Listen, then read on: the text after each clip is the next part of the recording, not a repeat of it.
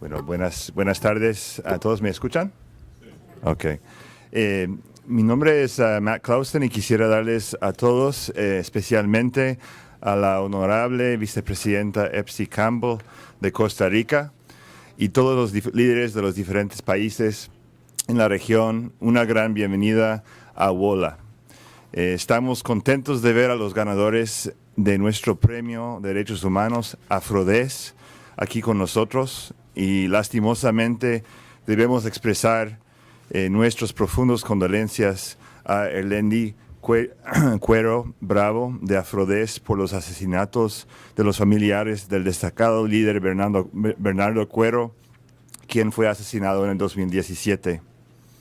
WOLA está con ustedes y seguimos abogando por su seguridad y la seguridad de muchos colombianos quienes trabajan para la paz, justicia y defensa de derechos étnicos. También quiero agradecer a nuestros aliados de Race and Equality, Raza e Igualdad, con quien trabajamos muy de cerca sobre los temas de afrolatinos y felicitarlos por su importante labor dentro del sistema interamericano y las Naciones Unidas. Brevemente quiero resaltar 3 asuntos. El primero es reiterar que WOLA está trabajando en que el Congreso de Estados Unidos adopte resolución 713, liderada por el congresista Hank Johnson de Georgia, que busca que el gobierno de los Estados Unidos apoye las metas de la década de los afrodescendientes. Se establezca una estrategia global para concretar dichas metas y busca que se expanden los esfuerzos globales de organizaciones internacionales, conjunto con comunidades afro, para proteger los derechos humanos de los afrodescendientes en nuestro país, los Estados Unidos y la diáspora, y combatir el racismo. Estos meses hemos apoyado esfuerzos del Congreso para realizar esta resolución y eventos con sociedad civil aquí en WOLA. Segundo, en el 2016 se firmó un acuerdo histórico de paz con Colombia. Fue histórico porque acabó un conflicto sangriento de más de 52 años y también porque incluye un capítulo étnico. Este capítulo étnico es vital para la protección de futuras generaciones de afros e indígenas y las víctimas étnicas de este conflicto. Por último, quería reiterar que para WOLA es de mayor preocupación los asesinatos, ataques y otras formas de intimidación contra líderes sociales y comunidades afrodescendientes y que cuente con nosotros como aliados en lo que es posible a nuestro alcance desde nuestra sede aquí en WOLA. Entonces, sin más, quisiera pasar la palabra al director ejecutivo de Race and Equality, Carlos Quesada, y también reconocer a Jimena Sánchez, que es la directora para Colombia y los Andes de WOLA y también sirve de múltiples talentos como traductora. Entonces, Carlos. Bueno, muchísimas gracias, Matt, y a Jimena y a Washington Office on Latin America. Para nosotros, que venimos en esta alianza con WOLA trabajando Colombia y otros países de América Latina, pues es un privilegio poder organizar o coorganizar este evento con ustedes. Agradecerle a la señora vicepresidenta de Costa Rica, la señora Epsi Campbell Barr, a quien conozco desde hace más de 25 años. Para los que trabajamos por los derechos de los afrodescendientes, sabemos la trayectoria de Epsi Campbell, no solamente desde el movimiento de la sociedad civil, sino también desde el movimiento de mujeres y también como diputada costarricense. El hecho de que haya sido electa la primera vicepresidenta negra de las Américas y ahora orgullosamente para los que somos costarricenses, porque soy costarricense de origen, la primera canciller mujer y además mujer negra, pues es un honor tenerla con nosotros. Sabemos que la agenda de Epsi como canciller en la Asamblea General de la Organización de Estados Americanos es bastante amplia. Y yo quisiera quizás más bien antes de yo luego hacer como una presentación de los panelistas, ofrecerle la palabra a la señora vicepresidenta, quien nos va a acompañar o nos va a dar unas preguntas de apertura, pero ella desgraciadamente tendrá que irse en unos 15 minutos. Pero agradecerle que por el espacio pues esté con nosotros. Yo conozco a Epsi Campbell y Epsi Campbell no es de las que se sienta. Entonces, ella es de las que le gusta hablar de pie. También quisiera, perdón.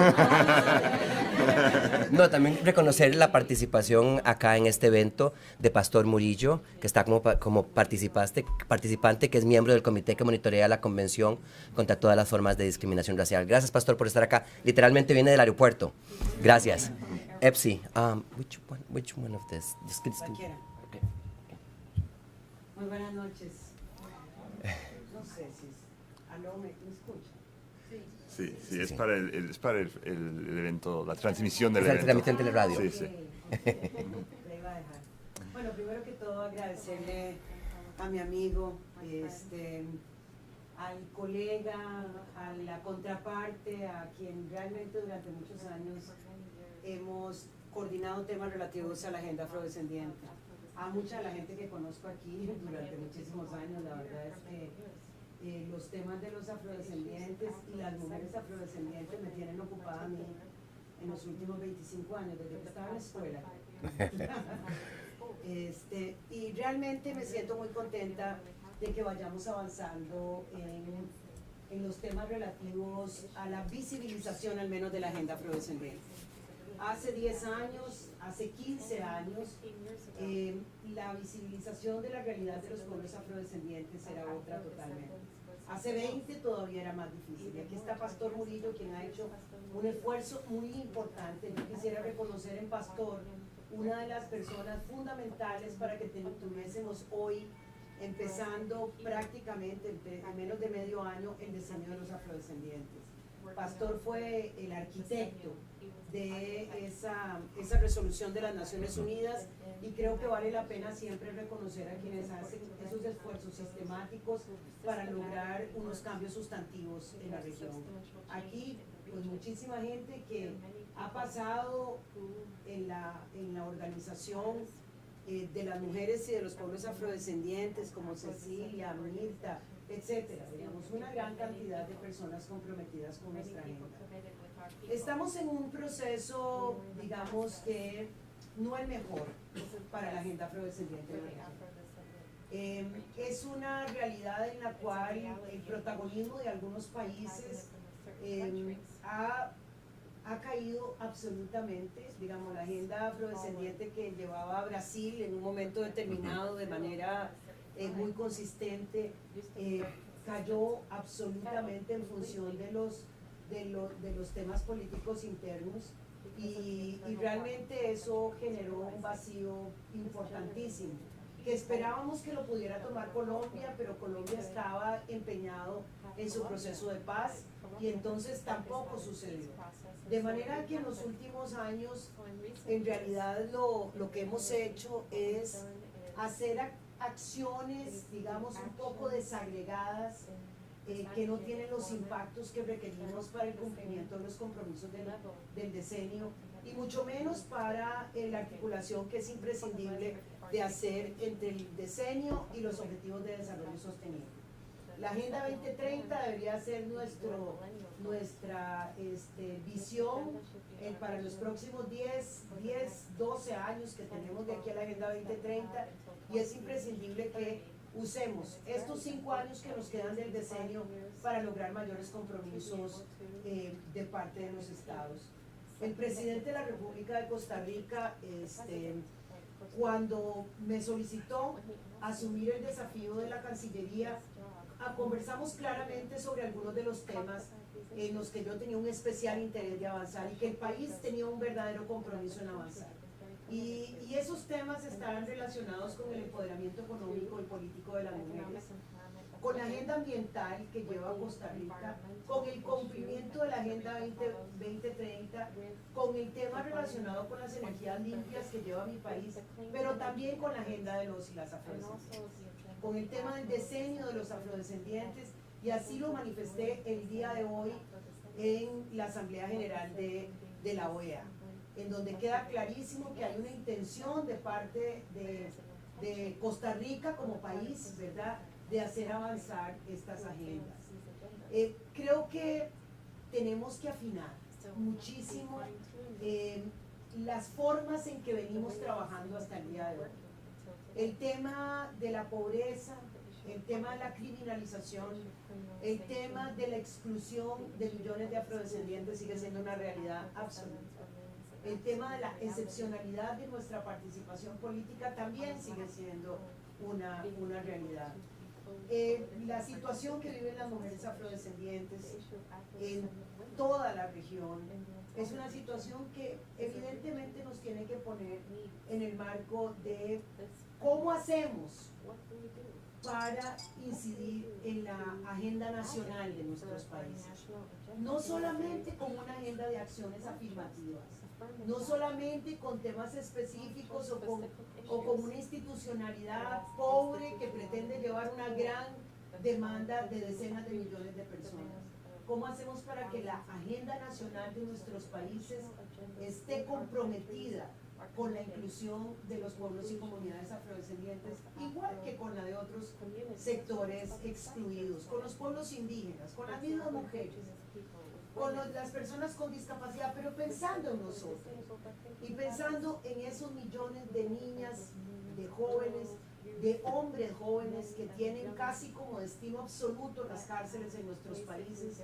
Tenemos que hacer un esfuerzo muy importante. Así que nada más yo pasaba a saludar. Me parecía que cuando me dijeron que estaban aquí y que podía tener un espacio de encuentro, me pareció que lo mínimo que puede hacer una es hacer el esfuerzo para que sepan que yo estoy comprometida como siempre. O sea, esto no es un tema, jamás va a ser un tema nuevo, no solamente con los desafíos de mi propio país, en el que me siento tremendamente contenta de estar incidiendo en una nueva etapa de la Costa Rica Bicentenaria. Y en ese mandato, es un mandato para todos y todas las costarricenses, sin discriminación alguna, pero también la lógica regional, también las agendas que necesitamos empujar colectivamente. En esa me tienen presente y me tendrán desde los espacios en donde yo estoy hoy, desde la Vicepresidencia de la República y desde la Cancillería, pero siempre comprometida a que nosotros y nosotras estamos llamadas a construir sociedades justas, inclusivas, sin discriminación, verdaderamente democráticas, donde nadie, eso lo dice la Agenda 2030, pero nosotros lo decimos con más fuerza, donde nadie se quede atrás, pero que ningún niño negro ni ninguna niña negra estén atrás, sino que todos adelante en primera fila, con los derechos garantizados desde el momento en el que nacen y con la certeza de que en esta sociedad cabemos todas y todos, y con la certeza de que los derechos no deben de ser una aspiración y un sueño, sino una realidad cumplida. Muchísimas gracias por escucharme, muchas gracias por recibirme, muchas gracias Carlos, muchas gracias Abuela, y tienen aquí una aliada incondicional para esos sueños que hemos construido y que queremos entregar a las próximas generaciones muchísimo más cumplidos de lo que las recibimos nosotros mismos. Muchísimas gracias. Y perdón, pero realmente me tengo que ir. Okay. No, muchísimas gracias, y decir también, bueno, recordar, porque por el tiempo no lo pude decir, pero Costa Rica fue el primer país que ratificó la Convención Interamericana contra el Racismo, la Discriminación Racial y Formas Conexas de Intolerancia. Y ocurrió precisamente cuando EPSI era candidata, cuando era diputada. Y hizo un trabajo... Perdón. O sea, Costa Rica la ratificó en realidad por el trabajo que hicieron las dos diputadas afrodescendientes, pero el trabajo de EPSI fue fundamental para esa ratificación. Muchísimas gracias, EPSI, nuevamente. Y bueno, no. Un abrazo. De EPSI Campbell, canciller y vicepresidenta de Costa Rica, sirve de una buena introducción para este panel. Yo creo que efectivamente, en términos de discriminación racial que enfrentan los afrodescendientes en las Américas, especialmente en América Latina, que es la región de las que tenemos representantes hoy, pero que también es un espejo de lo que está pasando con los afroamericanos, pues no es nuevo, ¿no? O sea, si bien es cierto que posiblemente ahora estemos mejor en algunos planos, estamos muy mal en otros. Independientemente del país en el que nos encontremos, la situación de derechos humanos de las poblaciones afrodescendientes, especialmente la violencia policial contra jóvenes afrodescendientes, la pobreza, la inequidad, la falta de empleo,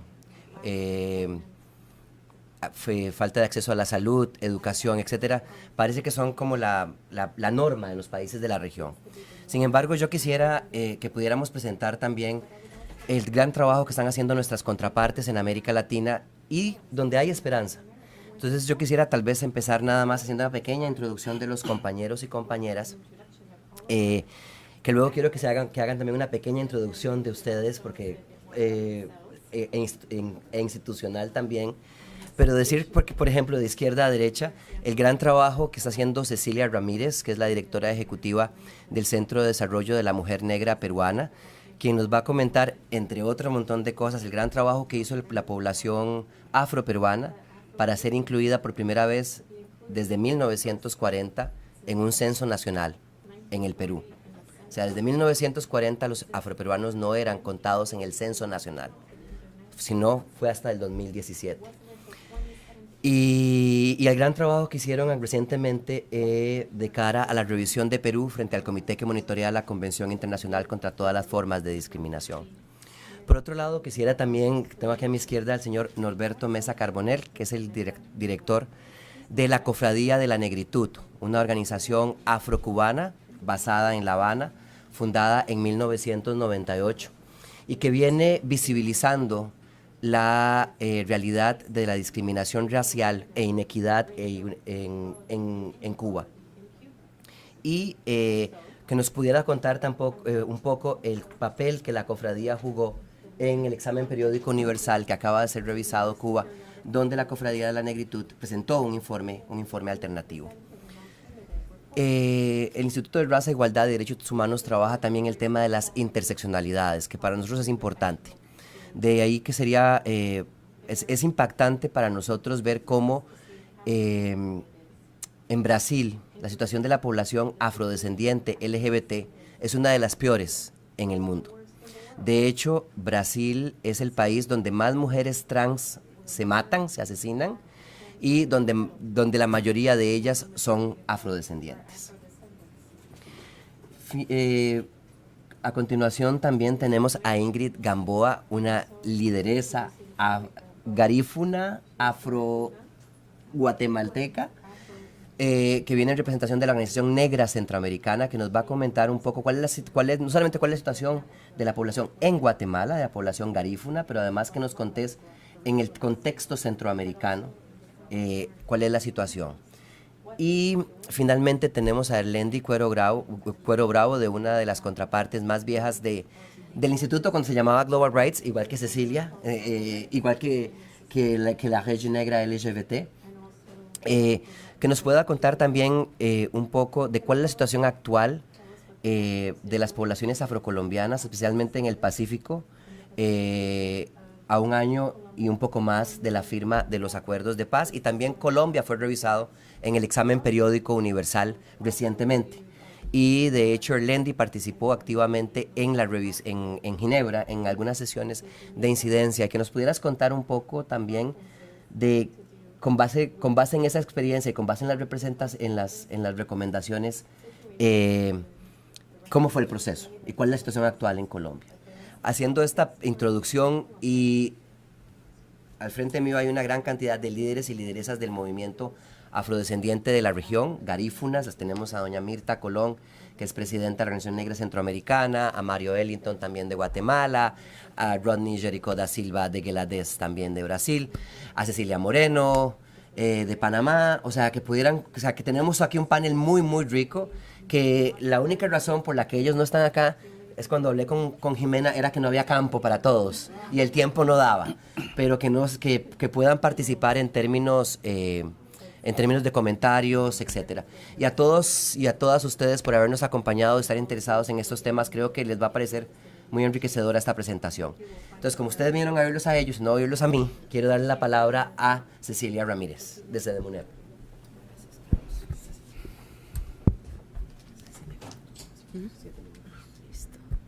Buenas noches, aunque a mí me parece como buenas tardes porque hay tanto sol y está tan claro, entonces diría buenas tardes a todas y a todos. Para mí es un honor estar nuevamente en la Casa de Wola, no es la primera vez, y muchas gracias por la invitación a Carlos, de manera especial por permitirme una vez más compartir un poco de las experiencias que en CEDEMUNED venimos realizando, pero en alianza y con el acompañamiento del Instituto sobre Raza, Igualdad y Derechos Humanos. Carlos mencionó el tema del censo. Yo voy a comentar solo brevemente porque estaba más pensado en hablar acerca de nuestra participación en la presentación del informe alternativo en el CER. Dicho esto, Carlos mencionó que desde el año 1940 nosotros no habíamos sido incorporados en ninguna data, no, ni en el censo, ni siquiera en los datos administrativos, solo recién hasta el año pasado. Pero entonces ha sido una experiencia bastante interesante porque obtuvimos incorporar una pregunta de autoidentificación étnica que pudiera no solo contar a los afroperuanos, porque el censo no solo se trata de contar, sino además de evidenciar realmente cuáles son las reales condiciones de vida, y en este caso que afrontamos las y los afroperuanos. En ese sentido, contamos con esta pregunta. Después de un trabajo arduo, logramos a través del Instituto Nacional de Estadística e Informática que se conformara un comité técnico sobre estadísticas de etnicidad, donde habían representaciones indígenas, la academia, universidades, algunas otras organizaciones, pero además 2 representantes afroperuanos, uno recayó sobre mi persona y otro sobre un compañero de la organización CEDET. Fue interesante además porque formamos parte también de la Comisión Nacional sobre Censos. Esta está conformada por un representante del presidente, representantes de todos los ministerios, y en esta ocasión, por primera vez en la historia de nuestro país, se contó con 2 representantes de los grupos étnicos, una representante indígena y una representante afroperuana, que fue la alternativa, y recayó nuevamente sobre mi persona. Entonces el proceso fue bastante interesante, bastante fuerte además, porque trabajar el tema de autoidentificación étnica resulta en nuestro país un reto y un desafío, enfrentando racismo y discriminación. Entonces, uno de los resultados más recientes que acabamos de obtener es que después de todas las campañas que el movimiento afroperuano realizó en relación al censo y a la importancia de la pregunta de autoidentificación étnica, en la encuesta nacional de hogares del 2015, el porcentaje que se autoidentificó como afroperuano fue del 2.2%. Sin embargo, a diciembre de 2017, el porcentaje subió 4 puntos porcentuales. Eso para nosotros fue un aliciente, pero además nos demostró que fue por todo este trabajo de campaña y visibilización que el movimiento afroperuano realizó de manera conjunta y además de manera decidida. Y una de las estrategias que nos ayudó con eso fue que todas las organizaciones decidimos colocar el tema del censo como parte de nuestras agendas institucionales, porque era la única manera, porque sin recursos, porque no hay recursos para esos temas. Entonces esa fue la estrategia que utilizamos. Estamos esperando los resultados del censo. Decimos bien contados o mal contados porque la experiencia del censo no fue la mejor por muchos problemas metodológicos, pero por lo menos contamos con la pregunta y estamos esperando los resultados, sean cual sea, va a evidenciar la realidad de nuestro pueblo, ¿no? Entonces sobre eso estamos trabajando ahora. Dicho esto, paso un poco a hablar más sobre el informe alternativo. Perú fue revisado en su 22 y 23 periodo. Esto se realizó en el mes de abril. Aquí tengo de destacar de verdad el apoyo y el acompañamiento que recibimos del instituto, y no es porque el instituto esté aquí, sino que realmente hay momentos en que uno no evidencia qué es lo que tenemos que aprovechar en determinado momento. Entonces, haber participado con este informe fue una muy buena oportunidad, no solo en la elaboración del documento, que nos permitió analizar, mirar y mirar cómo el Estado estaba o no tomando en cuenta las recomendaciones del periodo pasado, que fue en el 2014. Y aquí también tengo que valorar, y no porque esté presente, y buenas tardes, Pastor, el gran apoyo que recibimos de Pastor Murillo, y la experiencia que tuvimos en Ginebra fue muy buena en todos los términos, porque yo creo que hasta de las cosas negativas uno tiene que mirarle ese lado positivo. Nosotros tuvimos un caso de discriminación racial, que ha sido el primer caso que tuvimos en el país, con una denuncia, además una sentencia en primera instancia. Estuvo la persona agraviada en la revisión del comité, y en este proceso de poder presentar nuestras recomendaciones, lo interesante de todo esto fue las preguntas que el mismo comité, pero sobre todo vuelvo y reitero, no es porque Pastor esté aquí, pero entonces el hecho de que Pastor esté comprometido con el tema y conozca de lleno el tema ayudó a las preguntas y a las respuestas nuestras también y a las recomendaciones que finalmente salieron en el informe. Aquí tengo que destacar algo muy interesante porque la delegación peruana presentó su informe un primer día. Nosotros, a la hora que estábamos haciendo la revisión del informe que el Estado peruano estaba presentando, pudimos evidenciar que en este informe estaba hablando justamente de uno de los casos de discriminación, porque entonces Azucena, que es la persona agraviada, tiene 4 procesos a raíz del proceso de discriminación. Entonces, en uno de estos casos, el Estado lo menciona como un logro, porque además menciona textualmente de que ella fue resarcida en sus derechos.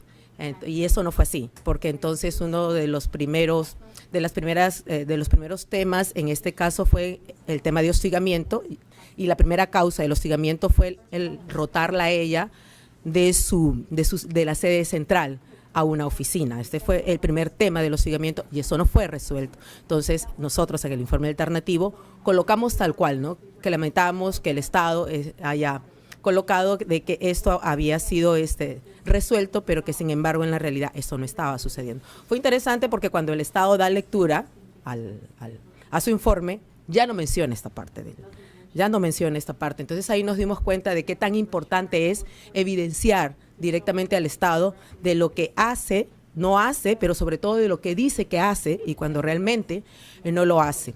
En ese sentido tengo que valorar además la pregunta que Pastor le hace al Estado peruano sobre 3 temas puntualmente. O sea, fueron muchos, pero yo tengo que puntualizar y valorar esto porque primero, muy acertadamente, nosotros quedamos sumamente sorprendidas porque él le dice al Estado peruano que valora todo el trabajo que el Estado viene realizando, pero que lamenta mucho que en la representación de nuestro Estado no se evidencie la diversidad cultural del país. Eso fue, pero o sea, crucial, o sea, para nosotros fue crucial porque evidentemente en un país bastante racista y discriminatorio no había más que decir, solo mirar a la delegación.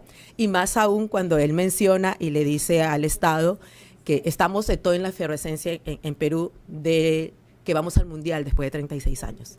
Y que a él le hubiera gustado mucho que esa fotografía que evidencia a la selección nacional se puede evidenciar en las diferentes instituciones del Estado, ¿no? O sea, fueron puntos como muy claves, sin decir muchas cosas, para seguir evidenciando realmente que el racismo y la discriminación que enfrentamos en el país sigue siendo muy fuerte. Y esto se evidencia a través no solo de las brechas de desigualdades, sino a través de las mismas posiciones que las y los afroperuanos no tenemos dentro del país, pero que sin embargo se viene dando, ¿no?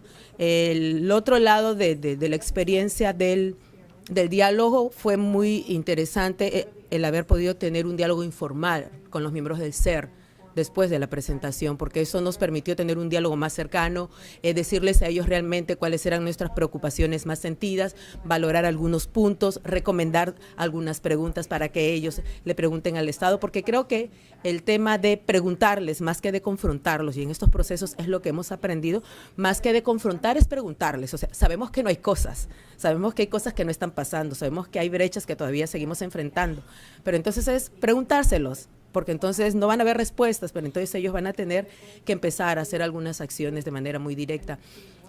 Nosotros quedamos satisfechas porque varias de las recomendaciones que colocamos en el informe alternativo fueron tomadas en cuenta nuevamente, porque ya el SER había hecho algunas recomendaciones muy puntuales que el Estado no ha cumplido. Estas nuevamente fueron colocadas, pero también fueron colocadas algunas otras que nosotros habíamos colocado dentro de este informe. Entonces lo que quiero, porque creo que ya se me acaba el tiempo, lo que quiero finalizar diciendo es que este trabajo de acercamiento y de diálogo con los miembros del comité previo durante todo este proceso ayudan mucho porque, y en el caso nuestro, o sea, los ancestros saben por qué hacen las cosas, y es que, no es casual de repente que Pastor sea la persona encargada para Perú dentro del miembro del comité. Entonces, nosotros conocemos a Pastor muchísimos años. Felizmente no tuvimos que gastar tiempo, ningún tiempo para convencerlo de los temas, porque es una persona comprometida, porque es un afrocolombiano, porque está involucrado en los temas y porque viene haciendo muchas cosas en favor. Creo que eso contribuyó grandemente para que las recomendaciones que hoy tenemos nuevamente y algunas otras nuevas puedan haber salido. Entonces nos queda como ese gran reto al movimiento afroperuano de darle seguimiento a las recomendaciones, o sea, porque esa es la otra parte más difícil y es la parte que no hacemos y es una responsabilidad de las organizaciones. Creemos que solo basta con que él se recomiende y que ahí queda y que el Estado lo va a cumplir. Sabemos que el Estado no lo va a hacer si nosotros mismos no hacemos un trabajo de incidencia y de vigilancia frente a estas recomendaciones. Entonces esperamos, es un nuevo reto para el movimiento afroperuano y con este nuevo gobierno que tenemos, entonces vamos a ver cómo se presentan las situaciones, pero lo importante es que hay una responsabilidad por parte de las y los afroperuanos de hacerle un seguimiento a todos estos procesos. Me encantó mucho que pudieran también colocar que el Estado peruano debe de ratificar la convención, porque fue una de las recomendaciones y es algo que venimos hace rato diciendo, pero digo yo, ahí hay como mea culpa porque tampoco hemos hecho un trabajo más fuerte de incidencia con el Congreso, que es donde está ahora la convención, pero entonces ahí es como muchos retos. Y Carlos, nuevamente de verdad muchas gracias porque el acompañamiento de instituciones como Carlos han ayudado a permanecer en el tiempo, pero también a fortalecer y a mirar algunos aspectos que desde el lado de nosotros a veces no se miran como importantes, ¿no? Entonces trabajar el tema de las convenciones, las revisiones, o sea, soy honesta, o sea, un par de años atrás no lo hubiera tomado en cuenta si Carlos de repente en algún momento, en alguna de las reuniones, no nos hubiera dicho, oigan, esto es importante porque esto resulta, y ahí también hay un gran trabajo de devolución a las bases para que ellos también hagan su gran parte al interior de la comunidad. Muchas gracias nuevamente y muchas gracias Carlos, Yaguola y a todos ustedes porque siempre estoy aprendiendo de una manera muy, muy, muy fuerte y potente, mirar a doña Mirta y aprender mucho de ella, mirar a Rosalba, y entonces es recordar que todavía hay muchas luchas por resolver, pero creo que lo más importante es que estamos en el camino correcto y con las personas correctas y con otras que tendríamos que seguir convenciendo para seguir avanzando. Muchas gracias. Bueno, que quede claro que doña Mirta... Que quede claro que doña Mirta Colón, no lo dijiste porque doña Mirta Colón es mayor, ¿verdad? Que quede claro. No. Continuamos ahora con don Norberto Besa Carbonell, que es el director de la Cofradía de la Negritud de Cuba. Bueno, buenas tardes a todas y a todos. Quiero agradecer a UOLA y al Instituto de Raza, Igualdad y Derechos Humanos la oportunidad de estar acá y exponer algunas cuestiones con respecto a la realidad de la problemática racial cubana. Tal como pedía Carlos, hace unas semanas atrás Cuba presentó el informe de Nación al examen periódico universal. El examen periódico universal es un mecanismo que tiene el Consejo de Derechos Humanos, al cual todos los países tienen que presentarse cada 4 años y medio. Y ahí, dentro de los derechos humanos, nosotros presentamos un informe alternativo al informe del Estado cubano, centrado en la problemática racial. No voy a extenderme en eso, voy nada más que a referirme a algunas de las recomendaciones que hicimos nosotros como organización de la sociedad civil al Consejo de Derechos Humanos para que tuviera en cuenta. Por ejemplo, en el caso del Decenio Internacional para los Afrodescendientes, nosotros pusimos ahí que Cuba elaborara un plan de acción para el decenio. ¿Por qué? Porque ya estamos en el 4º año del decenio y a pesar de que Cuba, tanto en Nueva York, cuando se estaba estableciendo la estrategia esta de las Naciones Unidas, como en Ginebra, siempre se mostró muy activa y se comprometió a tener una participación destacada en las realizaciones de los objetivos del decenio. En realidad, en nuestro país no existe un plan de acción enfocado en el decenio. Inclusive, hay la CELAC, que es una organización de estados, tiene un plan de acción para el decenio. Y sin embargo, Cuba, que se precia de ser un miembro activo de la CELAC, no tiene todavía un plan de acción para esto. También establecimos, recomendamos que se diera la oportunidad a las organizaciones que están centradas en el combate antirracista en nuestro país de que pudieran registrarse legalmente, porque no hay ninguna de las plataformas que están luchando contra el racismo en Cuba que estén registradas legalmente. Si no estamos registrados legalmente, cuesta mucho más trabajo llevar adelante los propósitos que tenemos nosotros. Planteamos ahí también, por ejemplo, que el Estado estableciera políticas públicas que propiciaran que las brechas que hay, tanto desde el punto de vista social como desde el punto de vista económico, de entre la población afrodescendiente, la población afrocubana y el resto de la población cubana, se redujera. Porque si no hay políticas públicas específicas dirigidas a eso, va a ser muy difícil de que se pueda mejorar la situación de la población nuestra. Se planteó también ahí que Cuba firmara, o sea, ratificara los pactos de derechos humanos que los había firmado hace 10 años ya. ¿Por qué? Porque si no se ratifican esos pactos, suceden cosas tales como esto que estamos hablando. No nos dan el derecho a registrarnos, a asociarnos, se viola el derecho de asociación. Se puede suceder cosas como que el año pasado nosotros tradicionalmente hacemos una actividad, un grupo de acciones por el Día Internacional para la Eliminación de la Discriminación Racial. Y de buenas a primeras nos prohibieron hacer ese acto. Bueno, ¿por qué? Porque el derecho a la reunión no se reconoce, a pesar de que está en la Constitución. Entonces, esa fue una de las recomendaciones que pusimos. Son un grupo de recomendaciones que están dirigidas precisamente a liberar las posibilidades que tiene el país y la población afrocubana de avanzar efectivamente, porque hay un grupo de conquistas que en algunos países todavía están por lograr. Sin embargo, en Cuba el acceso a la educación, el acceso a la salud, son políticas universales que si estuvieran las políticas públicas específicas para la población afrodescendiente, pudiéramos avanzar mucho más. Eso es lo que quisiera decir con respecto a nuestra participación en el EPO, el examen periódico universal. Nosotros todavía no tenemos dominio de cuáles fueron las recomendaciones que les hicieron los países a Cuba, pero sí sabemos que como parte del proceso de incidencia que nosotros hicimos, discutimos, presentamos ese informe a distintos países de Europa e inclusive de Centroamérica, como fue el caso de Honduras, que se lo presentamos. Entonces creemos que la posibilidad de habernos acercado al instituto fue lo que nos dio la visión, porque nosotros no sabíamos ni que existía el EPO. En Cuba esas cosas no son de conocimiento público. Entonces pudimos entonces presentar ese informe, la verdad de nuestras apreciaciones con respecto al tema racial, y eso se lo debemos realmente a la labor del instituto que nos propició esa visión. Ahora, yo quisiera también hablar sobre la realidad de la temática racial cubana.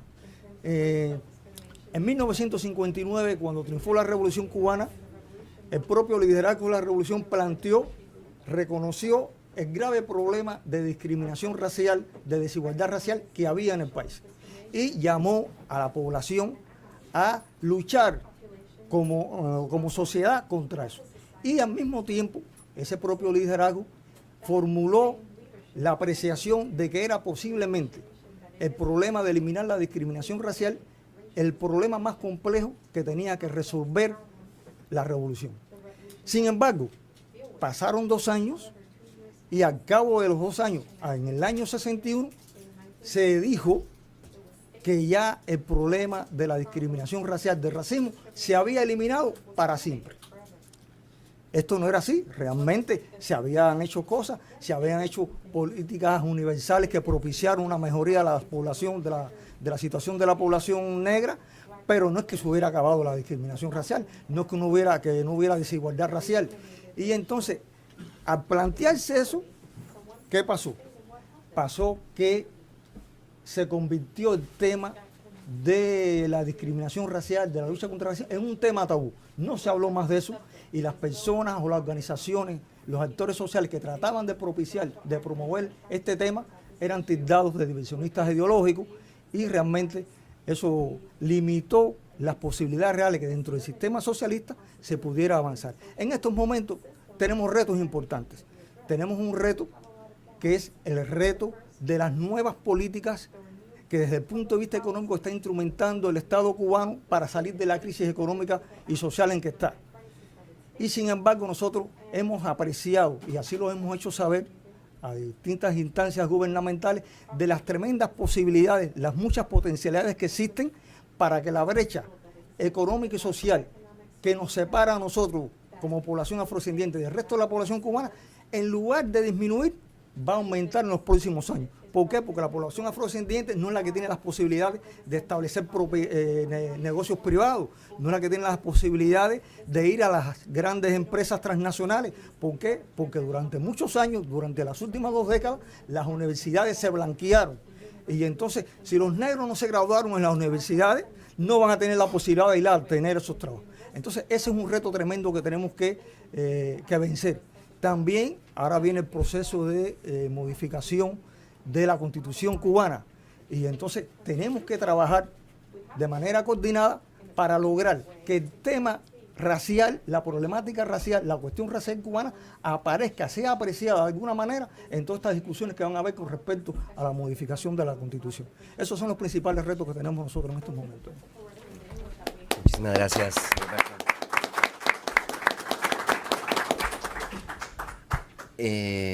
César Gómez, de la Rede Negra LGBT, que va a hablar del tema de la interseccionalidad, la situación de la población afro-LGBT en Brasil.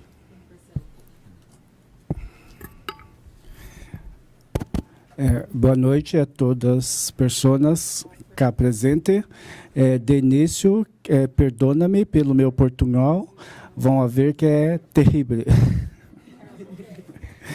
A Rede LGBTI é uma instituição mista conformada por pessoas lesbianas, gays, bissexuais, travestis e transexuais. Temos incidências em 19 estados dos 26 estados que conformam o Brasil. Foi fundada em ano de 2005 com o objetivo de empoderar as pessoas negras LGBTI para enfrentar os racismos dentro do movimento social LGBTI brasileiro, assim mesmo em outros espaços sociais. Em Brasil, não há políticas públicas específicas para a população negra LGBTI.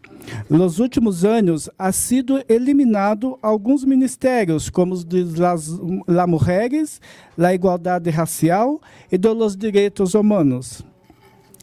Destes, os quais se potencializava o movimento social e sua organização, ocorrendo o mesmo com a Rede Afro. Perdemos um espaço de diálogo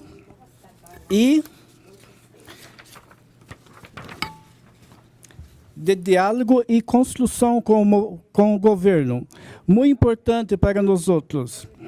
Esta situação tem tido um efeito debilitante das organizações sociais, no que se pensa lograr políticas públicas e ações afirmativas específicas para os diferentes segmentos.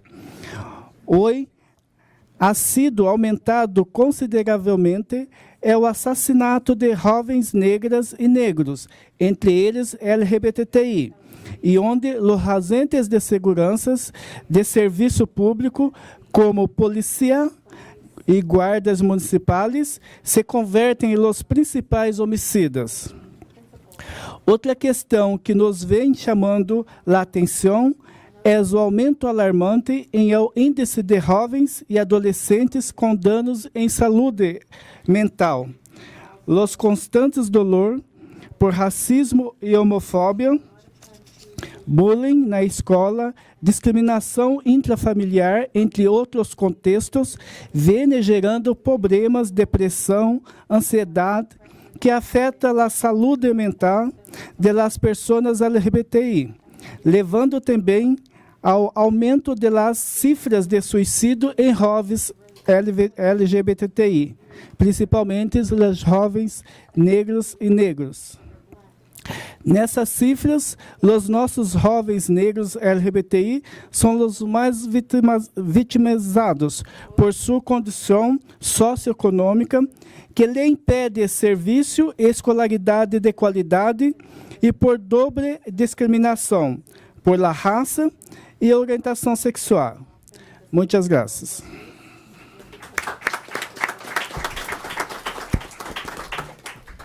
Bueno, eso fue muy rápido. Si hubiera sido en portugués, hubiera durado 1 hora hablando. Sí. Pero que estoy seguro que van a tener muchas preguntas, entonces vamos a ver. Ingrid Gamboa, de Guatemala.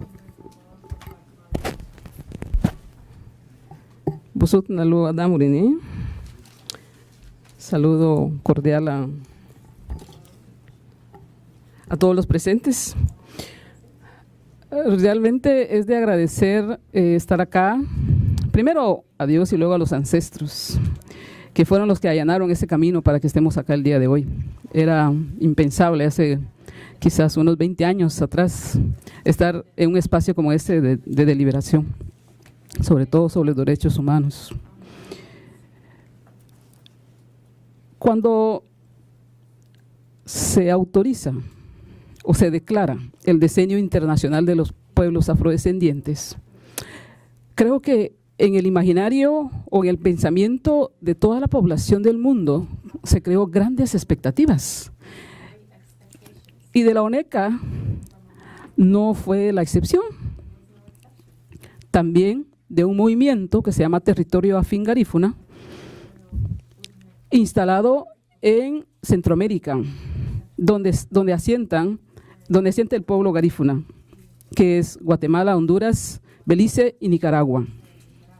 Desde ese movimiento hacen el lobby político con el gobierno de Belice, específicamente con el Ministerio de Agricultura, porque el gobierno de Belice tenía la Secretaría pro tempore del Sistema de Integración Centroamericana.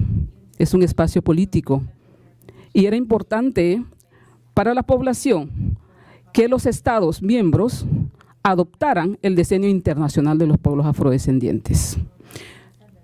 A menos de un mes de que iniciara oficialmente el Decenio Internacional de los Pueblos Afrodescendientes, el 17 de diciembre del año 2014, se celebra la 40ª reunión ordinaria de jefe de Estado y Gobierno de los países miembros del Sistema de Integración Centroamericana en Plasencia, Belice. Con todo el lobby que se había hecho anteriormente por los miembros de Territorio Afín Garífuna, que también son miembros de la ONECA, los presidentes y jefes de Estado presentes en ese momento adoptan con beneplácito el Decenio Internacional de los Pueblos Afrodescendientes. Estamos hablando del 17 de diciembre del año 2014. Maravilloso. En ese mandato 16, se llama mandato 16, ordena al secretario general del Sistema de Integración Centroamericana que atienda específicamente ese mandato para poder trabajar el plan de acción del Decenio Internacional de los Pueblos Afrodescendientes. Vemos esto con mucha alegría porque era un logro político hasta ese momento. Sin embargo, había un vacío, o existe un vacío, sigue existiendo un vacío en ese mandato 16 porque no hay recursos para ello. Hemos estado desde ese momento peregrinando, por decir así, ante las instituciones del Estado. Estoy hablando a lo largo de Centroamérica, desde el Sistema de Integración Centroamericana, para que ejecuten plan de acción a favor de los pueblos afrodescendientes de Centroamérica, miembros de la Organización Negra Centroamericana. Diferentes actividades hemos realizado, pero nos encontramos con ese vacío. Y hoy nos damos cuenta por qué. Es que los presidentes que adoptaron con beneplácito el Decenio Internacional de los Pueblos Afrodescendientes en el Sistema de Integración Centroamericana no se comprometían porque precisamente en el mandato de las Naciones Unidas del Decenio Internacional de los Pueblos Afrodescendientes también no mencionaron tener recursos financieros para darle seguimiento a ello. Es una burla para nosotros como pueblo, porque ¿cómo es posible que siendo un pueblo con enormes brechas de desigualdad aprueban un decenio que no tiene recursos? Y los presidentes de nuestros países no asumen esto. Uno, luego de la luego del inicio del decenio internacional, pocos gobiernos de Centroamérica han adoptado de forma legítima, de forma legal, el decenio. El gobierno de Guatemala, en junio de 2015, hace el lanzamiento oficial, pero era un gobierno de transición, porque por todo el problema político que hemos estado viviendo, de corrupción, destapes, y hay un desequilibrio en todas las agendas que estamos trabajando como pueblo garífuna y afrodescendiente de Guatemala. Entonces, cuando se hace ese lanzamiento oficial del decenio, políticamente nos posiciona en un nivel. Sin embargo, ese gobierno de transición, a una semana o un mes después de esto, se iba. Entonces, los compromisos igual se diluyeron. Desde la Comisión Presidencial contra el Racismo y Discriminación, que es la institución encargada de darle seguimiento al plan de acción del decenio, instaló una mesa. Y precisamente por esos problemas políticos que hay en Guatemala, no ha prosperado esa mesa afrodescendiente. Han cambiado 3 encargados de esa mesa por falta de presupuesto para su pago. Se contrata por 3 meses, cuando que estamos hablando de un decenio. Debería de garantizarse que la persona que va a manejar y que va a trabajar ese plan de acción tendría que estar por lo menos 10 años, hasta tener un contrato de 10 años, garantizarle por lo menos esto. Pero esto no es lo que ha pasado en Guatemala. Sin embargo, no nos quedamos de brazos cruzados, porque las organizaciones miembros de la ONECA, que es Organización Negra Guatemalteca, que en el fondo está mi compañero Mario Gerardo, porque también es un elemento muy importante en esa lucha de varios años por los derechos humanos, derechos económicos, derechos sociales del pueblo garífuna y afrodescendiente. También están presentes los afrodescendientes y amigos, ¿verdad?, que son los otros negros, y la asociación Iseri Bagari, las 3 organizaciones miembros de la ONECA. Buscamos otra vía, ya que por la mesa afrodescendiente no se miraba nada claro. Buscamos la vía para poder, para conformar la mesa interinstitucional, porque teníamos que comprometer al Estado de Guatemala, pero a través de sus instituciones. ¿Qué hicimos en ese primer encuentro con esas mesas interinstitucionales? Solicitamos un mapeo de planes, programas y presupuesto que tenía asignado para el pueblo garífuna y afroguatemaltecos. Se dio un periodo de un mes para que nos dieran la información. Sí vino la información, pero imagínense que manifiesta el racismo estructural que existe en todos los estados, en todos los gobiernos de nuestros países, en donde sí está el presupuesto general, no desagregado, no hay un solo centavo para planes, programas, ni siquiera para salud ni para desarrollo del pueblo garífuna ni afroguatemalteco. Después de ello, como ya teníamos ese mapeo, ya teníamos ese resultado, ahora entonces replantear, exigir a esas instituciones del Estado, entonces que reprogramen sus políticas, que reprogramen sus programas, sus planes y programas que incluyan ahí el pueblo garífuna y afrodescendiente. En eso quedamos en un lapso de 3 meses para que hicieran eso.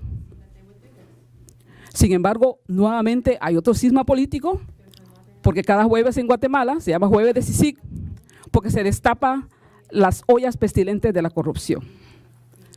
Y eso, ahí están mezclados instituciones con quienes estábamos trabajando. Y cada destape, ya me están tirando por ahí, cada destape es un atraso para nuestro proceso como pueblo garífuna y afrodescendiente. Sin embargo, no nos detenemos.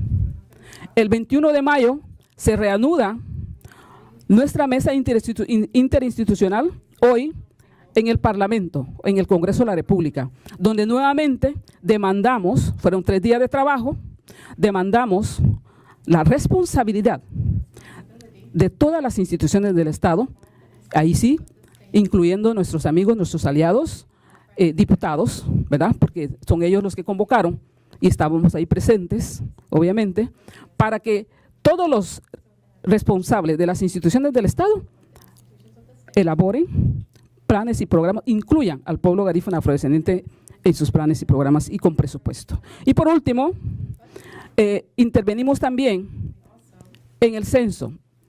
El censo se va a realizar próximamente en julio en Guatemala. En el año 2002 se incluyó la variable étnico garífuna. Sin embargo, dejaron a un lado los otros negros de Guatemala.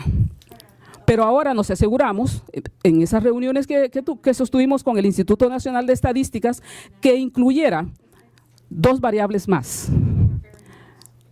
La comunidad creol, que así se identifica, los otros negros de habla inglesa, la comunidad garífuna y los otros afrodescendientes que desconocen su identidad.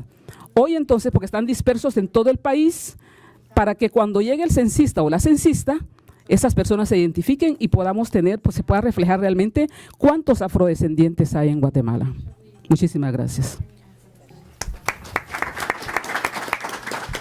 Ingrid, muchísimas gracias.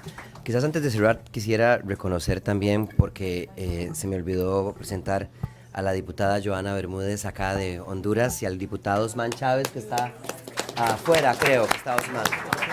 También un poco para que tengamos más representantes afros políticos, ¿no? Quisiéramos terminar la presentación ahora con Erlendi Cuero Bravo, de la Asociación Nacional de Afrocolombianos Desplazados, Afrodes. Erlendi es la vicepresidenta de Afrodes y actualmente Erlendi posee medidas cautelares de la Comisión Interamericana de Derechos Humanos por las amenazas que ha recibido, digamos, de su trabajo en Colombia. Erlendi, hablamos con vos. Gracias, Carlos. Buenas tardes.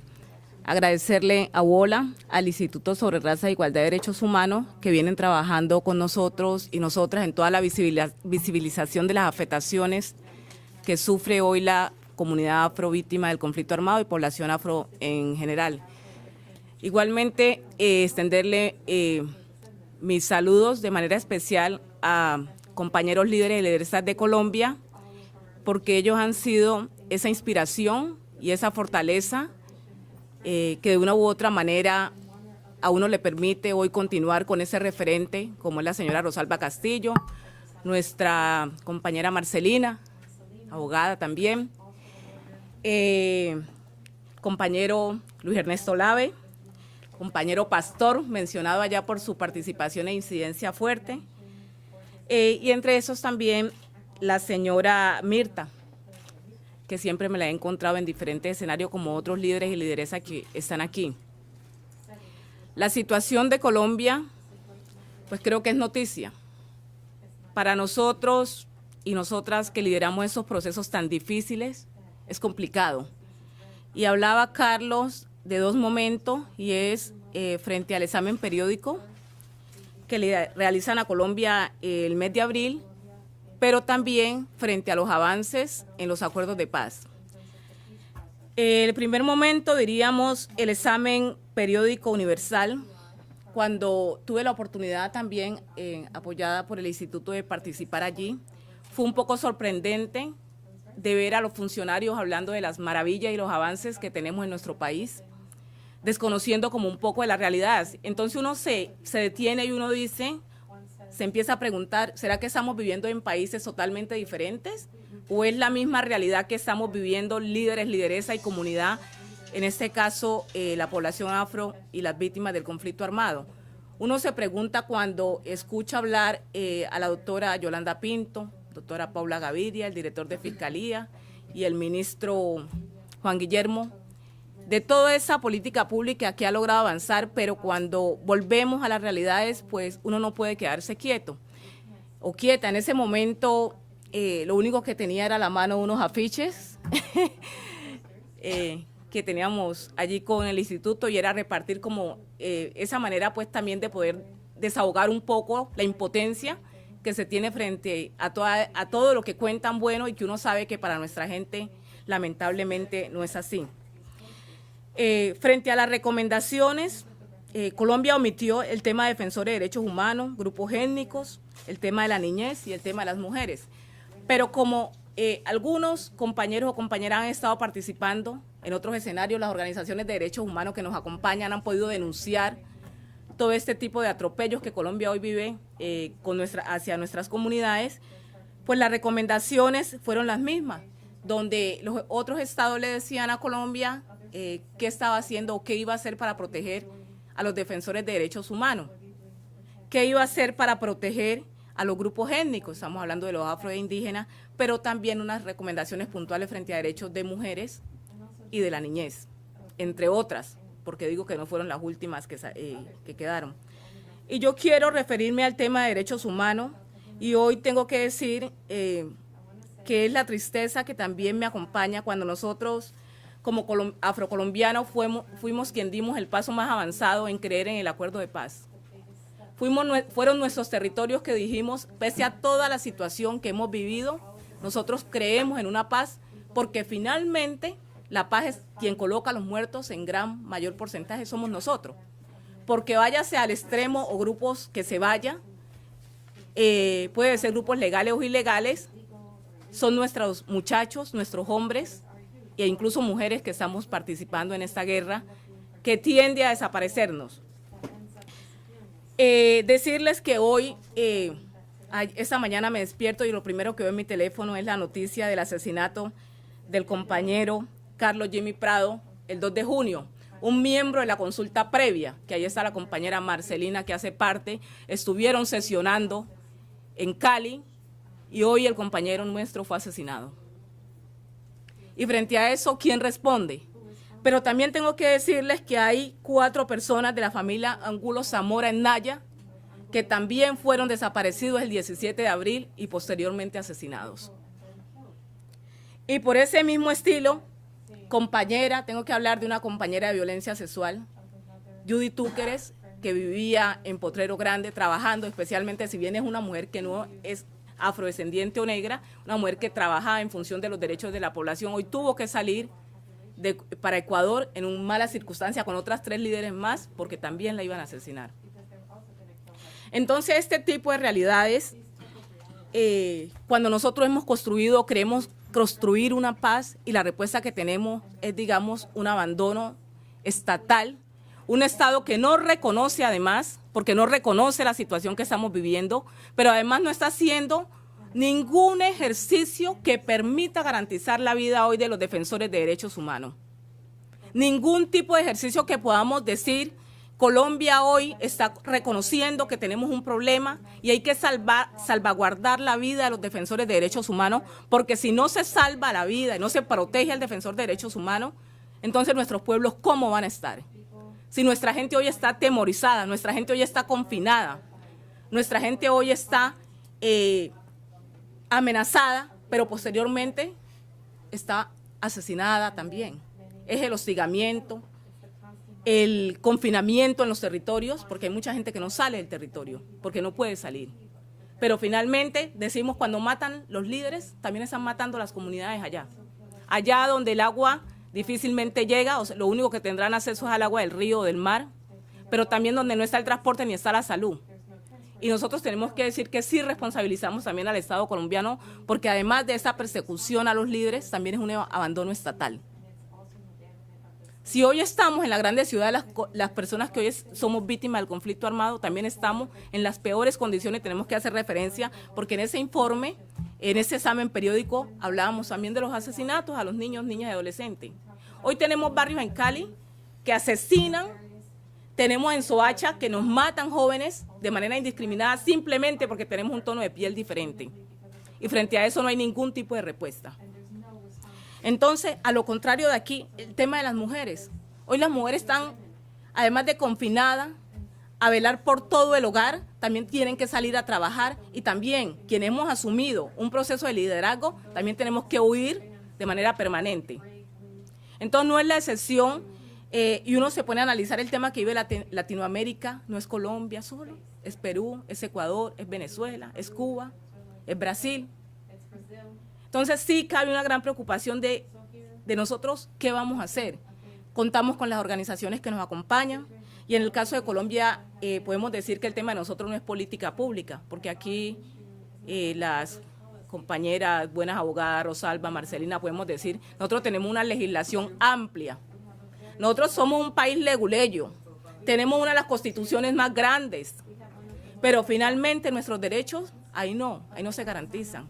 Como organización, Afrodeja ha estado liderando el proceso de la población afrovíctima del conflicto armado, logrando con otras organizaciones ser proponentes en auto como el 05 del 2009 para que se creen 62 planes específicos que permitan la pervivencia de las comunidades afrovíctimas del conflicto armado. Y si preguntan hoy cuál de esos planes han sido construidos después de 9 años, no hay ninguno.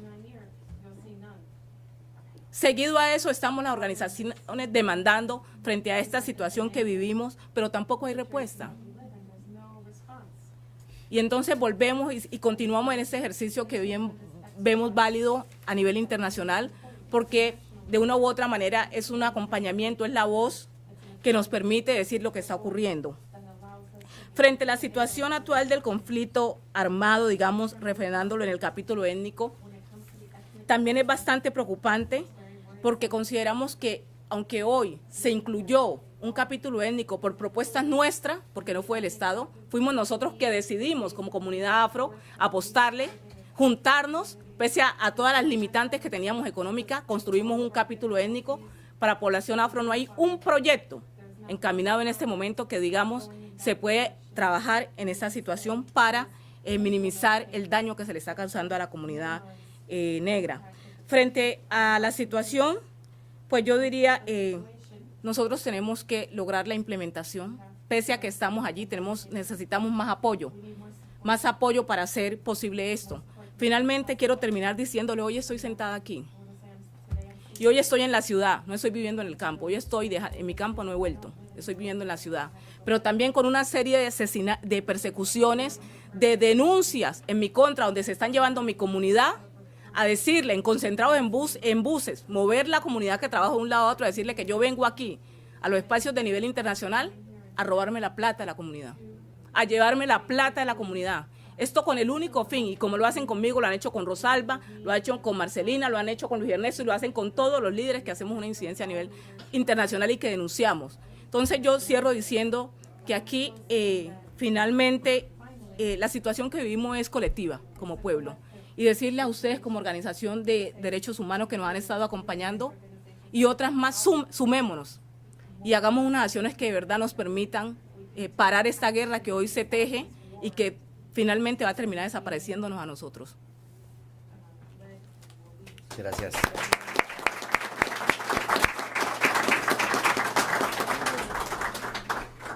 Bueno, agradecerles a los y las panelistas. Yo creo que eso es, como les decía, un espejo de lo que realmente está pasando en otros países de la región.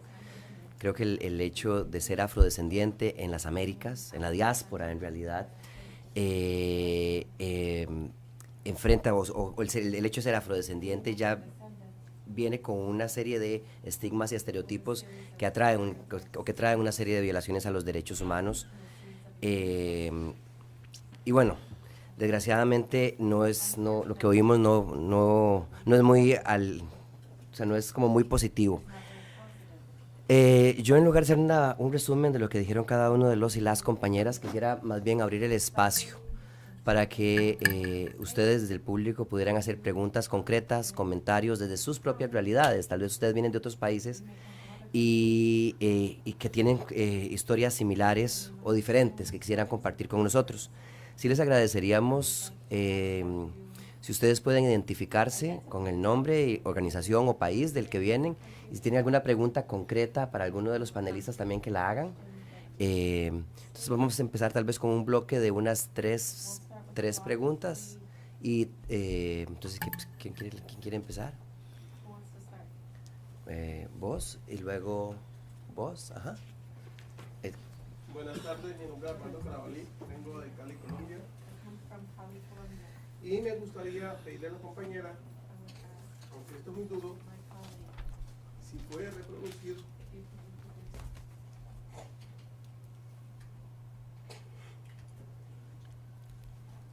lo que te llegó. Creo que descargo mi teléfono. Voy a contestarle a Armando. Sí, un video que me envían donde la disidencia de la FARC primero justifica el asesinato a la familia Angulo Zamora y lo justifica desde confirmar supuestamente que eran miembros paramilitares, que eran personas que le hacían daños a las comunidades y que por eso deciden asesinarlos. Es triste porque quien conocemos a las personas no es así. No es así lo que afirman y no es justo que por simplemente quizás persecuciones de otros se coloque a los nuestros en bandeja para que los asesinen. Lástima, no, el teléfono se me descargó porque es un video bastante fuerte frente a lo que ellos informan a la comunidad. Bueno, muchas gracias. Yo creo que sería importante que luego pudiéramos circular el video. Sí, ya te lo envié. Ah, lo tienes en tu teléfono. ¿Lo tengo acá? Sí, perdón. Ok. La compañera que querías hablar, si se puedes presentar, por favor. Bueno, mi nombre es Mónica Rizo, yo soy de Buenaventura, pero actualmente vivo acá. Tengo una pregunta para el representante de Cuba. Escuché en su intervención que decía que las universidades en Cuba, quizás no lo entendí muy bien, pero lo que entendí, que las universidades en Cuba de las últimas 2 décadas se han blanqueado. Y yo tenía entendido, se había vendido esa idea, de que en este país la educación era gratuita y accesible a miembros de todas las clases sociales y de todas las etnicidades y razas, que no se veía lo que se ve en otras partes. Entonces, lo que usted está comentando me parece algo nuevo y me gustaría explicarnos cómo. Hemos visto que en otras partes la falta de acceso a la educación es porque la educación es costosa y entonces usualmente los miembros de minorías no pertenecemos a las clases que manejan el poder económico, entonces quedamos por fuera. Pero pues, como yo pensaba que en este lado era distinto, si necesita ese pedazo. Sí, con mucho gusto. Como parte de las políticas universales que estableció el gobierno cubano, el acceso a las universidades fue libre y se estimuló a que las personas se impulsaran a lograr títulos universitarios. Yo soy graduado universitario, mi esposa es graduada universitaria, mi hija es graduada universitaria. Hay más de 1 millón de graduados universitarios en Cuba. Eso fue durante las primeras 3 décadas. Fue el acceso abierto, el acceso libre. Llegó el periodo especial, o sea, el periodo de crisis, que es como se le llama, y todo esto empezó a modificarse. No quiero decir que en esas primeras 3 décadas fuera igualitaria el acceso. Hubo siempre carreras a las cuales el acceso no era parejo. Habían sus determinadas definiciones. Pero a partir de los años 90, cuando viene el periodo de crisis, ya no se puede acceder libremente a las universidades. Y las universidades ponen entonces determinados indicadores, determinados límites, el principal de los cuales, ¿cuál fue? El examen de ingreso.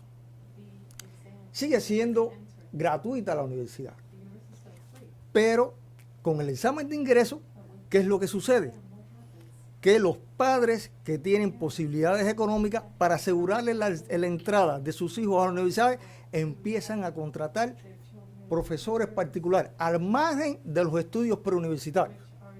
Los estudios preuniversitarios, hubo determinados preuniversitarios que eran preuniversitarios de élite, como se decían, preuniversitarios donde iban las mejores carreras y preuniversitarios en el campo que no eran los más beneficiados desde el punto de vista de las condiciones materiales y demás.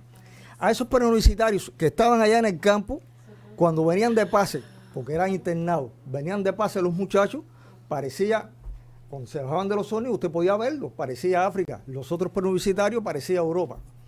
Sin embargo, con los exámenes de ingreso y esta cuestión de que aparecieron los repasadores, los repasaron los maestros privados.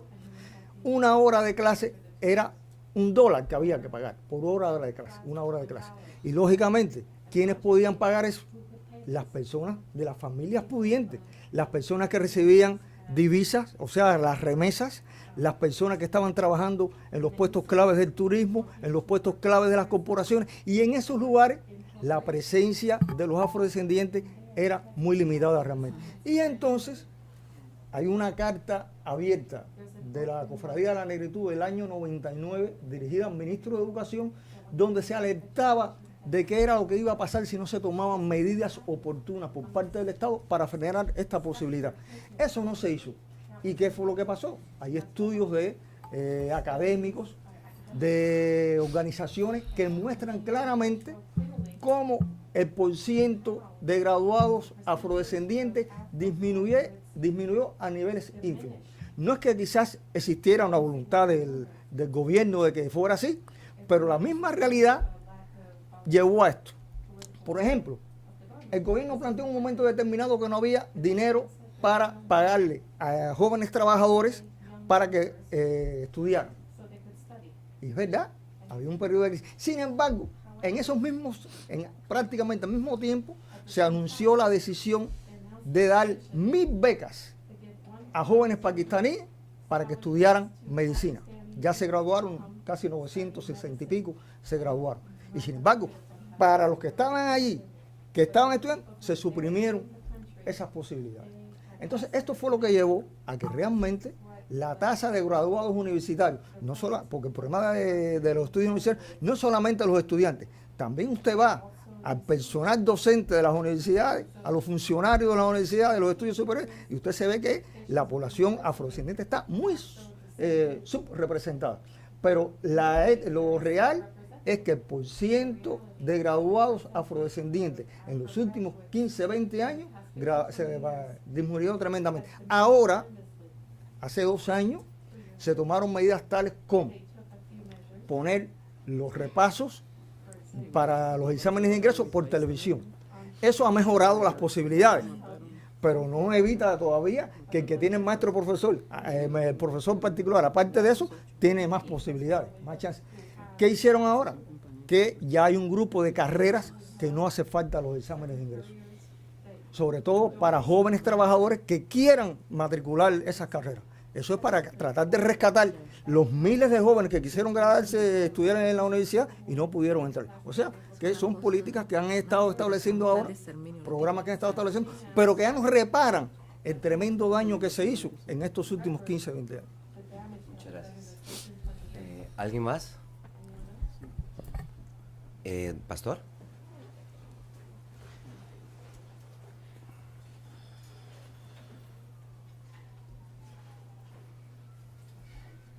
Sí. Buenas tardes. La traducción. Sí. Yo quiero aprovechar la oportunidad para darles un saludo muy especial, por supuesto, a Carlos, a Mena, que junto con Hernando Vivero son nuestros embajadores y cónsules al mismo tiempo aquí en DC. Agradecer las amables palabras de la vicepresidenta Lucy Campbell y colegas que se han referido al rol que desarrollamos, que venimos desarrollando desde el Comité para la Prevención de la Discriminación Racial de las Naciones Unidas. Creo que esta es una oportunidad y un espacio muy excepcional. Bueno, estamos hoy de duelo en Guatemala por los hechos lamentables provocados por la naturaleza. Contrario, en Colombia no es la naturaleza, estamos de duelo también en Colombia, tristemente debido al asesinato de un líder afrodescendiente, un líder del espacio nacional de consulta previa que tuvimos ocasión de acompañar en su fase embrionaria, de modo que es un hecho muy lamentable que se presenta, se describe Marcelina en el ámbito de todos estos homicidios que se han venido presentando en contra de los líderes sociales en Colombia lo que representa Andrés Díez de nuestra embajada en Colombia, un desafío de los más grandes que tenemos para la implementación del proceso de paz en el país.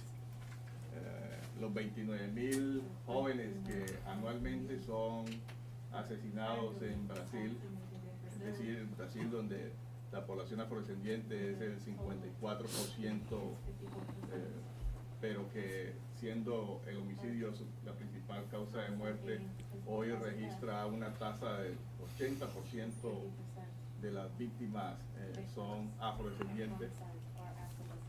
Cifra que no es ajena tampoco a Colombia, porque en Cali, Colombia, más o menos entre 78 y 80% de los jóvenes que mueren, que son asesinados, son afrodescendientes. Y si seguimos escarbando, por supuesto, la realidad aquí en Estados Unidos y en otras partes de la región, pues nos muestran un panorama que implica unos desafíos de enormes proporciones a los que desde el Comité para la Eliminación de Discriminación Racial estamos tomando el pulso de manera permanente, no solo en términos de la vigilancia al cumplimiento de la Convención, sino también en materia de acciones orientadas a generar un marco distinto.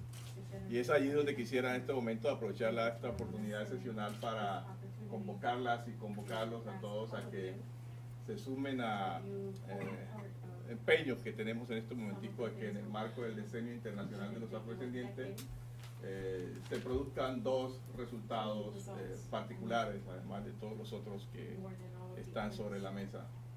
De un lado, hemos venido impulsando la adopción de una declaración internacional sobre los derechos de los afrodescendientes. Esta es una iniciativa que hemos impulsado desde el comité que tuvo eco ya en la Asamblea General de las Naciones Unidas y en el Consejo de los Derechos Humanos, y ha venido haciendo tránsito por distintas instancias. Ahora en julio tendremos en el marco del segmento de alto nivel del Consejo de Derechos Humanos la oportunidad de participar con el Alto Comisionado de las Naciones Unidas para los Derechos Humanos. Precisamente el 2 de julio vamos a estar en Ginebra convocando a los estados a avanzar en esa dirección.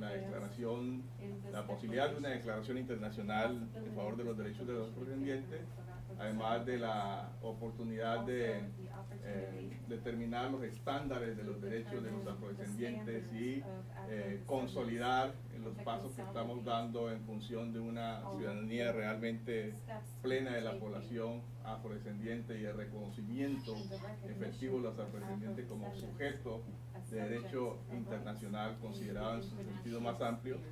Ofrece, que creo yo y creemos desde el comité, la oportunidad de tener un foro muy potente que nos permita una interlocución mucho más robusta y mucho más fluida con los estados partes de las Naciones Unidas en torno a la cuestión de los afrodescendientes. Es decir, es colocar sobre la superficie de una manera sistemática y sostenida la cuestión de los afrodescendientes en la agenda global.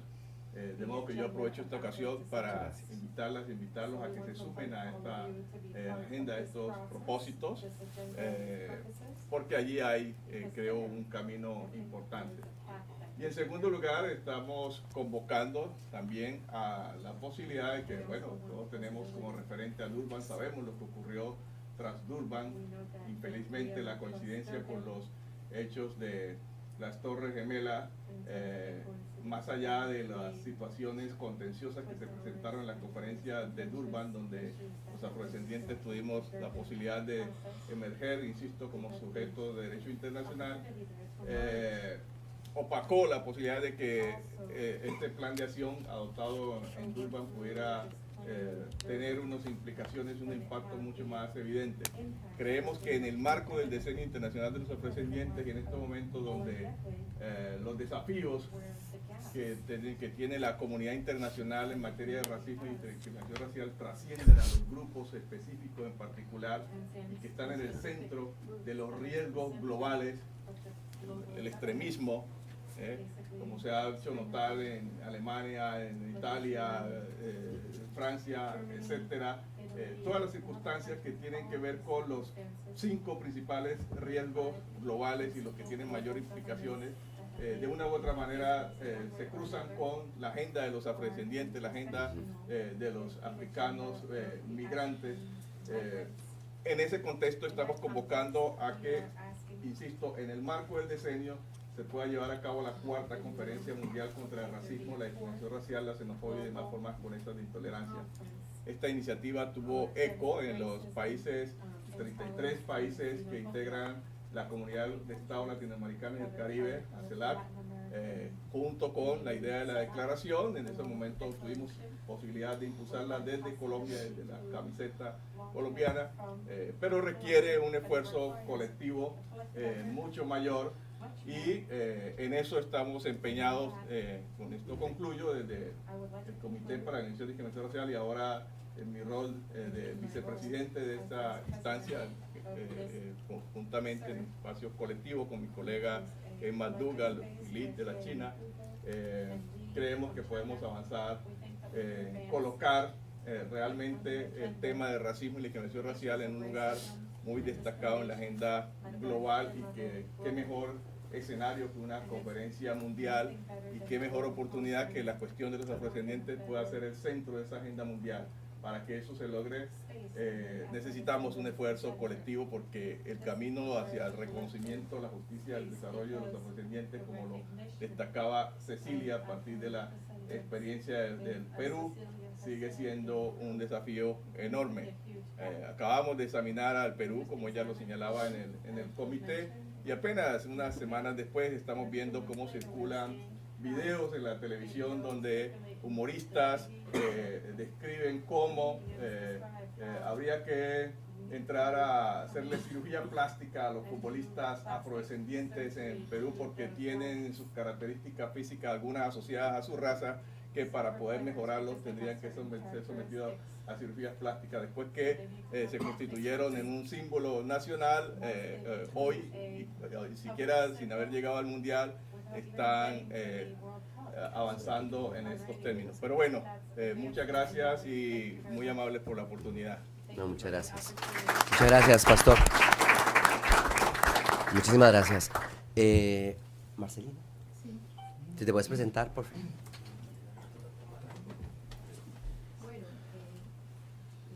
Muy buenas tardes a todos y todas. Mi nombre es Marcelina Díaz, abogada, profesión, especialista en Derecho Administrativo y magíster en Derechos Humanos ante Cortes y Organismos Internacionales. Representante legal de un consejo comunitario donde nací, y hago parte de los delegados del Espacio Nacional de Consulta Previa en Colombia. Y hoy doy las gracias a Arnaldo, a Dios primero, a Arnaldo, al doctor Pastor, una persona que nos ha acompañado en las luchas, excelente, mi compañera de admiración, mis compañeros, Rey, todos, y a todos los que estamos aquí, que por alguna razón hoy nos encontramos en este espacio. Hoy solamente quiero decir al mundo entero, ¿a dónde más tenemos que ir? ¿Cuál es el SOS que nos falta tocar para que nuestras voces se puedan escuchar? Hoy yo llegué aquí, llegamos por nuestros medios y llegaremos a donde Dios nos lleve por nuestros medios. Si el Estado colombiano no nos da el apoyo, pero venimos en voz de nuestra gente, de nuestro pueblo. Pueblo como Colombia. Yo soy de Buenaventura, una ciudad sumergida en la pobreza, en la delincuencia común, ¿sí? Y en el abandono total, estatal, sin oportunidades, sin oportunidades de salud, sin oportunidades de agua, sin oportunidades de estudio, y rodeados. Yo fui víctima de un atentado en Buenaventura. Hoy no tengo ninguna medida cautelar, tengo la principal, que es de Dios, Estoy aquí porque amo mi gente, amo mi pueblo, amo mi comunidad y hoy quiero hacer una voz humildemente de protesta,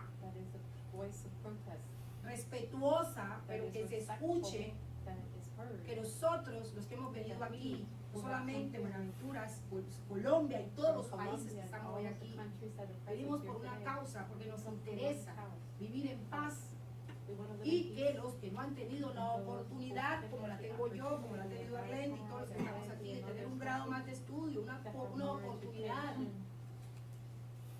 estas organizaciones puedan de verdad escuchar nuestras voces, hacernos acompañamiento. Mi pregunta es, ¿a dónde más tenemos que ir? Arlendi denuncia unos asesinatos. Yo soy abogada de uno de los hermanos de esas personas que asesinaron y puedo decir, son personas de bien. Yo litigo y conozco, porque soy de zona rural y conozco la problemática de la zona rural de Buenaventura, de donde nosotras venimos. Y las voces que traemos es para que se nos escuche, no por nosotros nomás, sino por nuestro pueblo que padece no solamente de la delincuencia común, de la delincuencia de los grupos armados al margen de la ley. Arlendi lo decía, tenemos un proceso de paz de donde yo hago parte como delegada, en una mesa donde tampoco la consulta previa tiene avance. Lo que quiero decir es que el SOS es por todos lados, o sea, nuestras voces se escuchan y no se escuchan, porque los resultados que queremos no los vemos.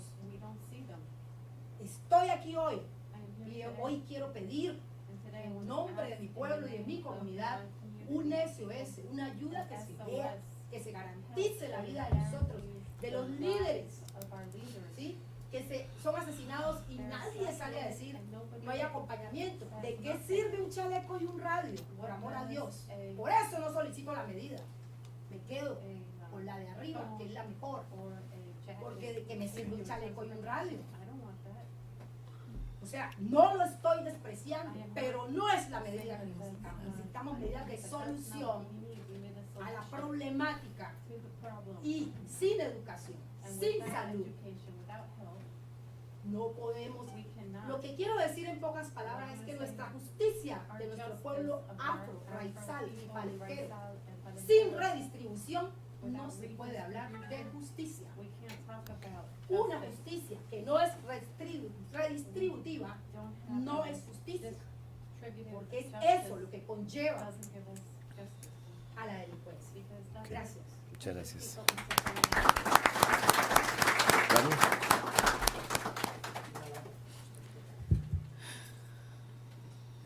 Buenas tardes a todas y todos. Yo soy Rodney Jericó García, abogado, y trabajo en una organización de mujeres negras en São Paulo que se llama GELIDES, Instituto de la Mujer Negra.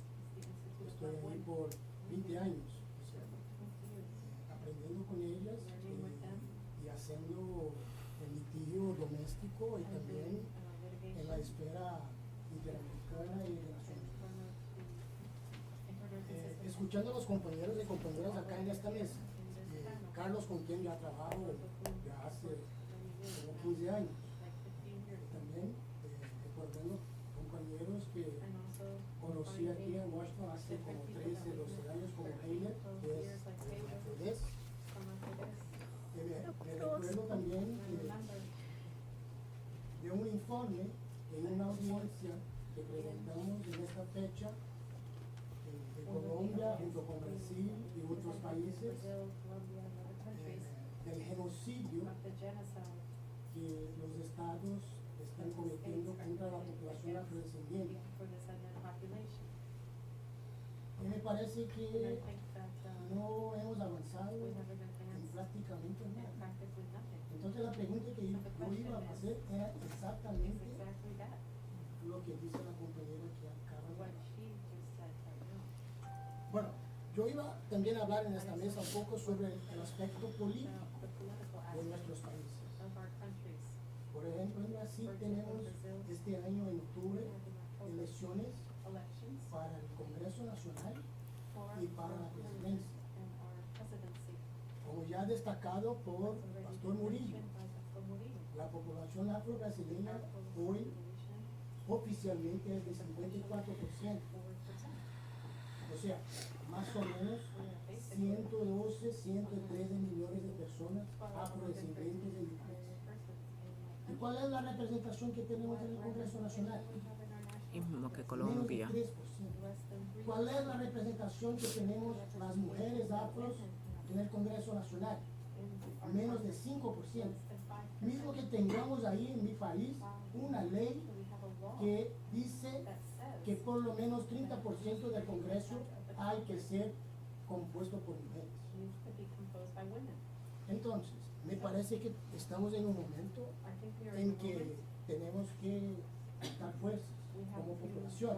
Entregamos ayer a la OEA un documento que indica que somos en todo el continente más de 350 millones de personas. Tenemos que reconocer nuestra fuerza para combatir este tipo de atrocidades que han cometido con nuestra población.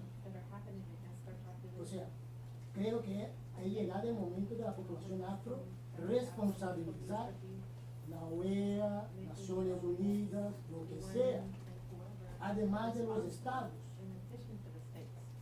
porque en los últimos 15 años no hemos avanzado prácticamente nada.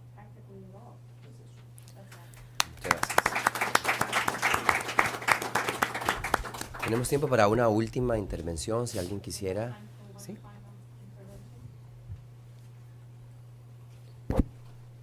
Hola, Carlos. Bueno, saludos. Wola es una casa también. Saludos a Carlos, Jimena, Erlendi, Pastor y a todos los que estamos acá. Quiero hacer una... Bueno, no, quiero hacer una introducción con base en lo que había dicho Erlendi, también con la compañera, y la situación de los líderes afro acá, en Colombia, es muy crítica. Cuando fui víctima de un atentado en Colombia, Wola me abrió las puertas acá, Carlos, hicimos unas incidencias acá, está también en un proceso de amenazas, y logré que a través de toda esta incidencia el Estado, la Comisión Interamericana de Derechos Humanos, también me hiciera beneficiario de medidas cautelares. Pero ¿de qué sirve eso? Entonces, hoy ando en Colombia, casi como la compañera Erlendi, andamos en un carro blindado con 3 escoltas y en las grandes ciudades, Cali, Bogotá, Medellín, pero va uno a los territorios, usted va a Buenaventura, va al norte del Cauca, va al Chocó, no hay presupuesto para que la escolta se movilice con usted. Le ponen todas las trabas en los lugares donde es más fuerte tu situación de riesgo.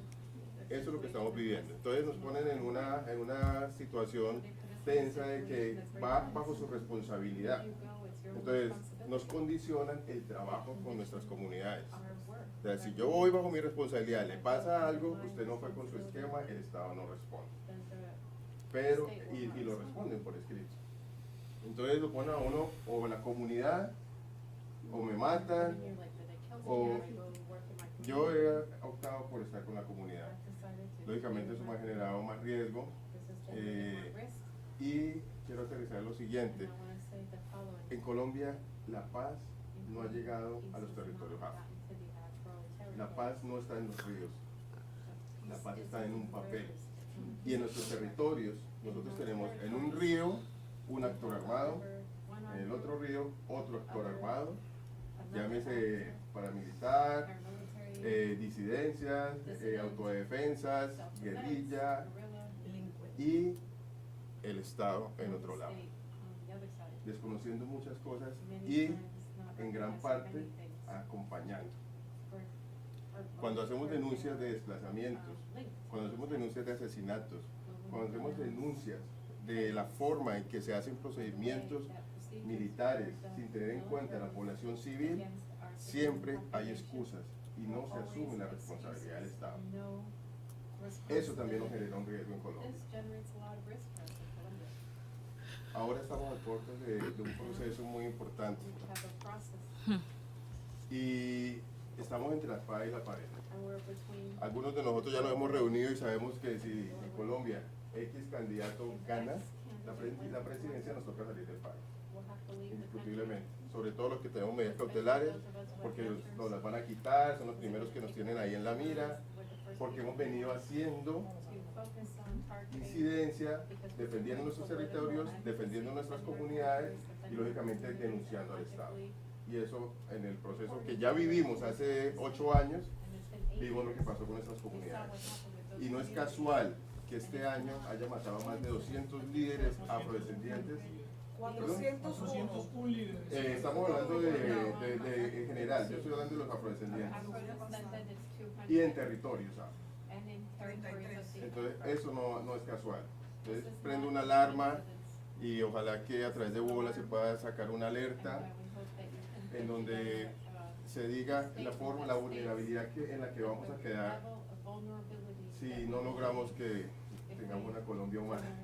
Discúlpeme que lo ponga a ese punto, pero así es, sencillo. Es la realidad. Muchas gracias.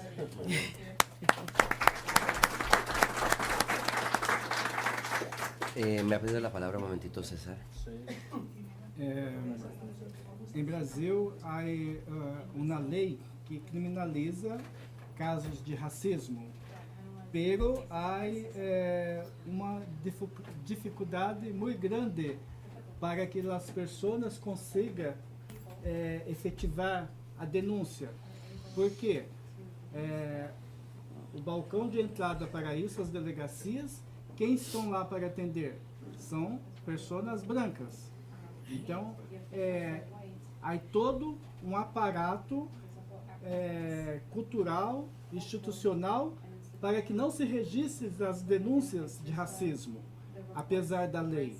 Se as pessoas chegam, principalmente se vão solo, sem acompanhado de um advogado, é praticamente impossível que se registre essas denúncias. Algumas décadas, aliás, alguns anos passados, Brasil encampou uma campanha de aonde você esconde o seu racismo.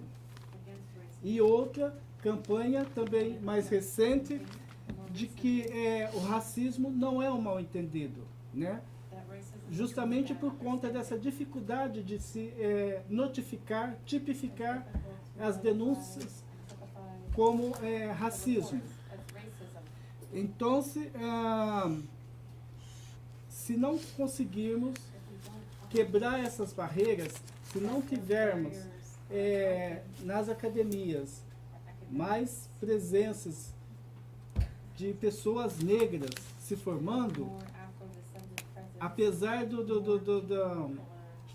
dos nossos colaboradores, das pessoas solidárias brancas, se nós não estivermos lá, nós que sentimos na pele a chibatada, nós não vamos conseguir quebrar essa barreira para fazer as denúncias.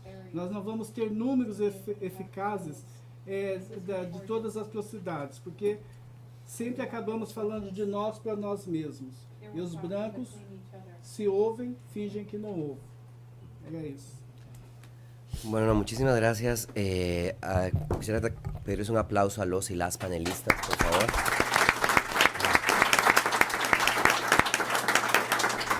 Y más bien, bueno, invitarlos de parte del instituto,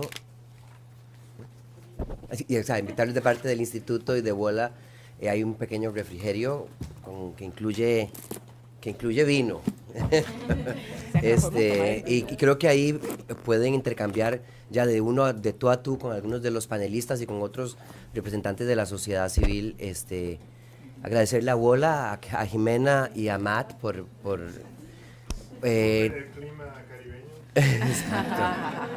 No, es una alianza entre, bueno, nosotros venimos trabajando con Wola desde mi vida previa en Global Rights hace más de 15 años. Exactamente, y vamos a seguir continuando desde el instituto con Wola. Muchísimas gracias, muy amables.